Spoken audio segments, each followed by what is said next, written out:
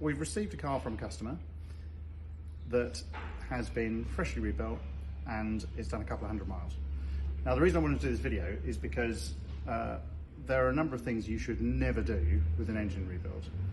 And I'm going to talk you through the issues we found on this engine, primarily the main one being the extensive use of silicon sealant.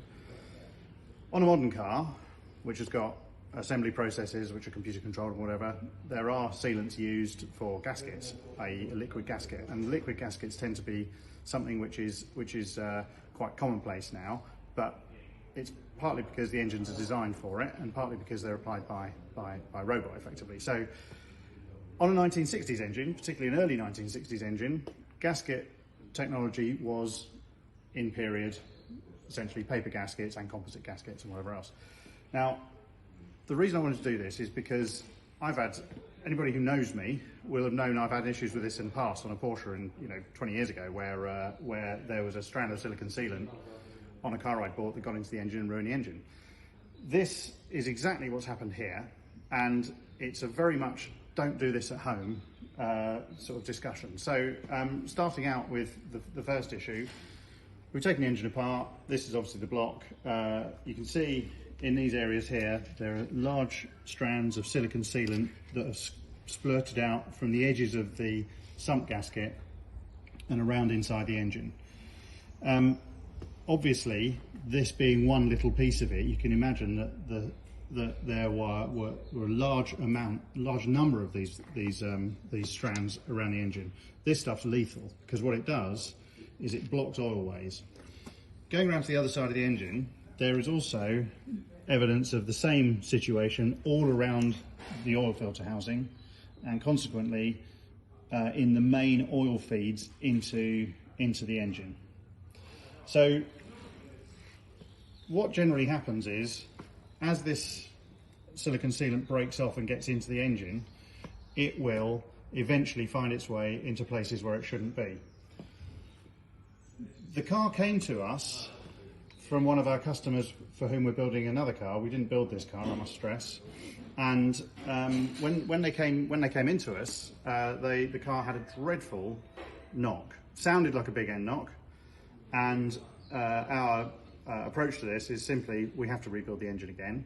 Even though it's only done a couple of 100 miles since it was originally built, unfortunately, we've got to do it again. So coming over here, camera could follow me.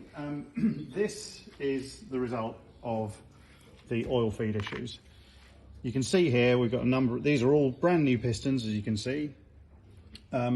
Incidentally, there's a lot of damage to the sides of the con rods where they've been put in a vise or something like that, which is a bit poor.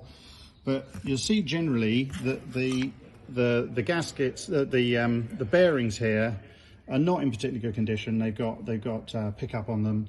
You'll see here this is a bit of Plastigauge which we've been using to check the clearances as it's been disassembled. But in fact, the real issue is what you see here. This bearing here is completely ruined, and the reason for that is because there's been an oil feed issue to this cylinder, and not only has it ruined that bearing, but it's also ruined the little end bearing, which has got a load of play in it as well. So 200 miles of running, and this is what you get. Now, incidentally, strangely, on this cylinder, there is also a problem where the circlip has come out, which is around here somewhere. What did I do with that? Anyway, here it is, and you can see the circlip has worn on the sides, and yep, you've guessed it, that's been wearing on the cylinder wall.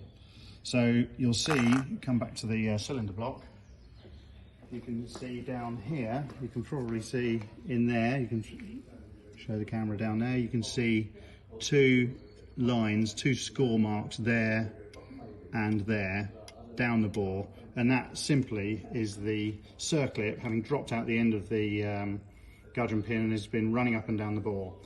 So that bore's ruined. So really what I'm saying is that this engine has been built by someone who didn't care, and it's it's now ended up as needing a second rebuild within, well, like I say, a couple of hundred miles. There are other issues with this, like for example, the head's been painted with a paint that's incompatible with the metal. It looks like just some kind of domestic paint. And in fact, on the front of the engine, they've realised that shouldn't be orange. They've covered it up with silver paint. So it's complete disaster right the way through.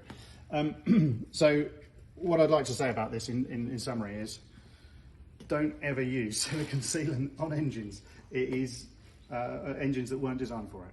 It's a complete disaster, and it will ruin an otherwise good engine build, which incidentally this is not. Thank you for watching.